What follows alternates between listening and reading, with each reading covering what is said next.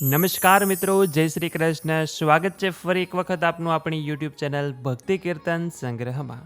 મિત્રો, આજના આ વિડીયોમાં આપણે ભાદરવા સુદ પાંચમે જે ઋષિ પાંચમ એટલે કે સામા પાંચમનું વ્રત કરવામાં આવે છે, આ વ્રત કેવી રીતે કરવું જોઈએ, શું કરવું શું ન કરવું જોઈએ, શું ખાવું શું ન ખાવું તથા આ દિવસે શું ધ્યાન રાખવું જોઈએ, વ્રતમાં કંઈ ભૂલચૂક થાય તો શું કરવું જોઈએ, અને જો આ દિવસે જ માસિક ધર્મમાં હોય તો આ વ્રત કેવી રીતે કરી શકાય કે પછી ન કરી શકાય, તેના વિશે પણ આપણે આ વિડીયોમાં વાત કરવાના છીએ. એટલે કે આ 5 થી 10 મિનિટના વિડીયોમાં આપ સૌ લોકોને ખૂબ જ ઉપયોગી માહિતી મળવાની છે. તો અંત સુધી મારી સાથે જોડાયેલા રહેજો તથા જે સ્ત્રી માસિક ધર્મમાં થતા હોય તે લોકો સુધી આ વિડીયો જરૂર પહોંચાડજો.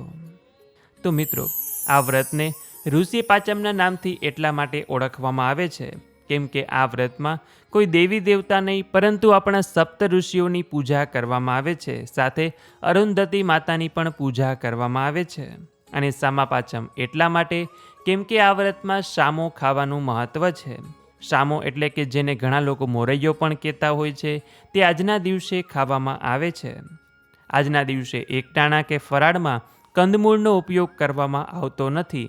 એટલે કે આજના દિવસે જમીનની અંદર ઉગેલી કોઈ પણ વસ્તુ ખાવામાં આવતી નથી, માત્ર જમીનની બહાર કે પછી વેલામાં ઉગેલી વસ્તુ આજે ખાવામાં આવે છે. કે જેમાં આપણે જો વાત કરીએ તો કે બટેકા, આદુ, મગફળી કે જે જમીનમાં ઉગે છે તે આજના દિવસે ન ખાઈ શકાય. એ સિવાય આપ વેલાના શાક ખાઈ શકો છો કે જેમાં ટમેટા, ગલકા, કાકડી, દૂધી અને દરેક પ્રકારના ફ્રૂટ પણ આપ આજના દિવસે લઈ શકો છો. ઘણા લોકો આ દિવસે એકટાણું કરે છે, ઘણા લોકો આજના દિવસે ઉપવાસ પણ કરતા હોય છે કે પછી ફરાળ લઈને વ્રત કરતા હોય છે. જો આપ એકટાણું કરતા હોય તો એકટાણામાં આપ રોટલો ખાઈ શકો છો અને તેની સાથે વેલાના કોઈ પણ શાક ખાઈ શકો છો. અને જો ઉપવાસ કરતા હોય તો આજના દિવસે સામો જરૂર ખાવો એટલે કે મોરૈયો જરૂર ખાવો. અને એકટાણું કરતા હોય તો પણ એક સમય મોરૈયો જરૂર ખાવો જોઈએ કેમ કે આજે મોરૈયો ખાવાનું વિશેષ મહત્ત્વ છે. મિત્રો, જે કોઈ સ્ત્રી કે જે કોઈ કુંવારિકા માસિક ધર્મમાં થતી હોય તે 4 દિવસ દરમિયાન તેનાથી કેટલીક ભૂલો થઈ જતી હોય છે અને તે ભૂલોનું પ્રાયશ્ચિત કરવાનો દિવસ એટલે કે આ ઋષિ પાંચમનો દિવસ. આ દિવસે વ્રત કરીને આપણી તે ભૂલ, આપણા તે પાપોનું પ્રાયશ્ચિત થઈ શકે છે. તો આપણે એવો પ્રશ્ન થાય કે આ 4 દિવસ દરમિયાન થયેલી ભૂલ કઈ? તો કે આપણા હિન્દુ ધર્મના શાસ્ત્ર અનુસાર એવું કહેવાયું છે કે જ્યારે સ્ત્રી માસિક ધર્મમાં હોય ત્યારે તેણે રસોઈ ન કરવી જોઈએ, પાણી ભરવું ન જોઈએ, ઘરકામ કરવું ન જોઈએ તથા ઘરની કોઈ વસ્તુ અડવી પણ ન જોઈએ, ધાર્મિક કાર્યો ન કરવા જોઈએ, દેવ મંદિરે ન જવું જોઈએ. આવા કેટલાક નિયમો છે. પરંતુ હાલના સમયમાં ઘરમાં કોઈ કામ કરવાવાળું ન હોય એટલે તે સ્ત્રીને પોતે જાતે કરવું પડે છે અને તે સ્ત્રી માસિક ધર્મ વર્ષભર દરમિયાન પાળી શકતી નથી. એટલે તેના દોષમાંથી મુક્તિ મેળવવા માટે ભાદરવા સુદ પાંચમના દિવસે આ સામા પાંચમનું વ્રત કરવામાં આવે છે. આ વ્રત જે સ્ત્રી અને જે કુંવારિકા માસિક ધર્મમાં થતી હોય તેને ખાસ કરીને કરવું જોઈએ કેમ કે રજસ્વલા ધર્મના દોષમાંથી મુક્તિ થવા માટે વર્ષભરમાં માત્ર આ એક જ દિવસ છે. અને જો માસિક ધર્મમાં ન થતા હોય તો પણ શ્રદ્ધાભાવથી આપ આ વ્રત કરી શકો છો તથા આ વ્રતમાં આપ ચા, દૂધ, કોફી પણ લઈ શકો છો. અને જ્યારે આપ સામો બનાવો છો એટલે કે મોરૈયો બનાવો છો કે પછી બીજી કોઈ ફરાળની વાનગી બનાવો છો ત્યારે તેમાં બટેકાનો ઉપયોગ ન કરવો જોઈએ. પરંતુ એ સિવાય આપ જો હળદર ખાતા હોય, મરચાંની ભૂકી નાખી શકો છો, મીઠુંનો ઉપયોગ પણ કરી શકો છો. માત્ર કંદમૂળ ખાવામાં આવતા નથી એટલે આપ બટેકાનો ઉપયોગ ના કરી શકો. ઘણા લોકો આજના દિવસે ઉપવાસ કરવાનું ભૂલી જાય તો તેણે શું કરવું? તો કહેવાય છે કે સામા પાંચમ વ્રતના નિયમોનું પાલન કરવાથી અને સામા પાંચમની વાર્તા સાંભળવાથી પણ વ્રતનું પુણ્યફળ મેળવી શકાય છે. એટલે તે બહેનો તે રીતે પણ વ્રત કરી શકે છે.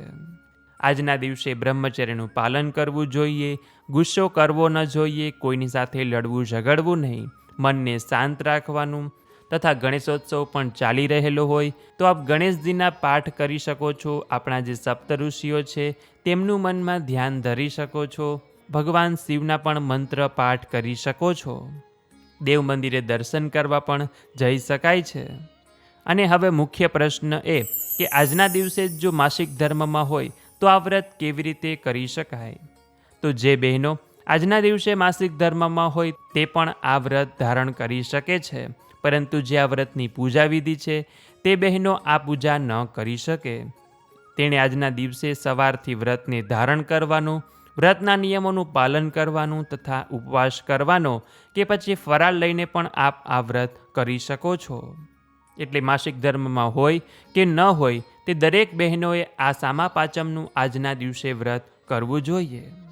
જે કોઈ બહેનો પ્રેગ્નેન્ટ હોય તે પણ આ વ્રત જો થઈ શકે તો કરી શકે છે, જો ન થાય તો આવતા વર્ષે પણ કરવું જોઈએ. જે બહેનોને થોડા દિવસ પહેલાં જ ડિલિવરી આવી હોય અને જો તેણે આ વ્રત કરવા ઈચ્છતા હોય તો તે પણ આ વ્રત કરી શકે છે, પરંતુ જો તેનાથી પણ આ વ્રત ન થાય તો આ વર્ષે ન કરવું, આવતા વર્ષે આ વ્રત કરવું જોઈએ. તથા આ વ્રત કેટલા વર્ષ કરવું જોઈએ એવો પણ આપને પ્રશ્ન હશે. તો આ વ્રત જ્યારથી આપણે માસિક ધર્મ શરૂ થાય ત્યારથી શરૂ કરવાનું હોય છે કે જ્યાં સુધી માસિક ધર્મ પૂરો ન થાય ત્યાં સુધી આ વ્રત કરવાનું હોય છે. કદાચ એ વચ્ચેના સમયગાળામાં કોઈ કારણોસર વ્રત ન કરી શકો તો ચાલે, અને માસિક ધર્મમાં ન થતા હોય તે બહેનો પણ આ વ્રત કરી શકે છે. આ વ્રત વિધવા બહેનો પણ કરી શકે છે. જો ઘરમાં સૂતક હોય તો પણ આ વ્રત કરી શકાય છે. તો આવી રીતે શ્રદ્ધાપૂર્વક જો સામા પાંચમનું આ ઋષિ પાંચમનું વ્રત કરવામાં આવે છે તો તે બહેનોને આ વ્રતનું ફળ અવશ્ય મળે છે. એટલે કે રજસ્વલા ધર્મમાં તેનાથી જે પણ કંઈ ભૂલ થઈ હોય તેનું પ્રાયશ્ચિત જરૂર થાય છે અને તે દોષમાંથી તેને મુક્તિ મળે છે અને સપ્ત ઋષિઓના આશીર્વાદ મળે છે. તો આ રીતે સામા પાંચમનું વ્રત કરવામાં આવે છે.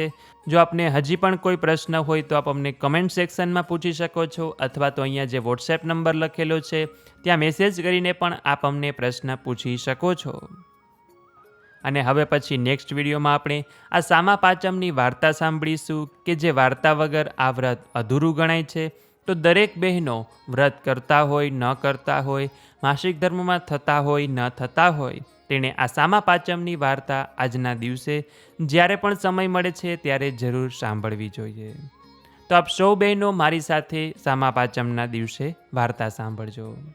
તો આ વિડીયોમાંથી જો આપને ઉપયોગી માહિતી મળી હોય, નવું જાણવા શીખવા મળ્યું હોય તો આ વિડીયોને લાઇક કરજો. અમારી ચેનલમાં જો આપ નવા હોય તો સબસ્ક્રાઈબ કરવાનું ભૂલતા નહીં, કે જેથી કરીને આવા જ અવનવા વિડીયો આપ સૌ લોકોને મળતા રહે.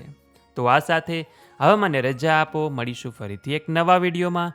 ત્યાં સુધી આપ સૌ લોકોને અમારી ચેનલના જય શ્રી કૃષ્ણ. ધન્યવાદ. મારી સાથે જોડાઈ રહેવા બદલ આપ સૌ લોકોનો ખૂબ ખૂબ આભાર.